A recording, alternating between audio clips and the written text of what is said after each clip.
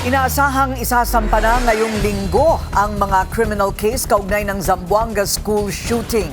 Hinigpitan naman ng Ateneo Management ang seguridad sa kanilang mga campus. Narito ang agenda report ni RJ Rosalado.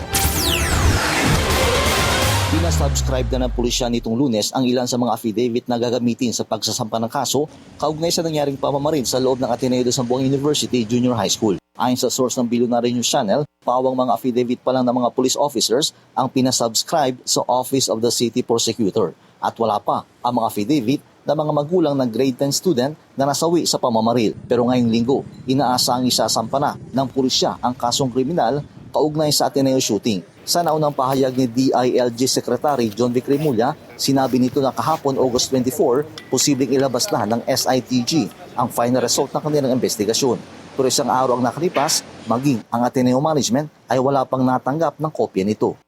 As of this evening, the university has not yet received the official report of the police investigation.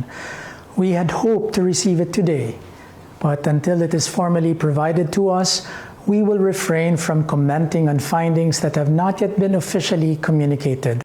Nagsimula na rin ang paghihigpit ng seguridad sa mga campus ng Ateneo. Sa Salvador Campus, isa-isang ini-inspeksyon ang mga sasakyang pumapasok. Maging ang mga nagmumotorsiklo ay chine-check din ang compartment at mga dalang bag. May walk-through metal detector na din sa main entrance gate at access control card reader. Sa itong mga campus kung saan nangyaring school violence, may plano na ang Ateneo na bumili ng walk-through metal detectors at x-ray machine. May panawagan din ang Ateneo Management sa media at netizens kaugnay sa mga video ng school violence.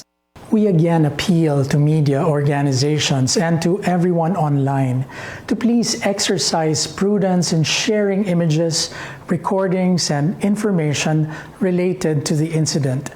Inaccurate information and the unnecessary circulation of materials, including those AI-generated involving minors, can cause further harm to families already carrying great pain.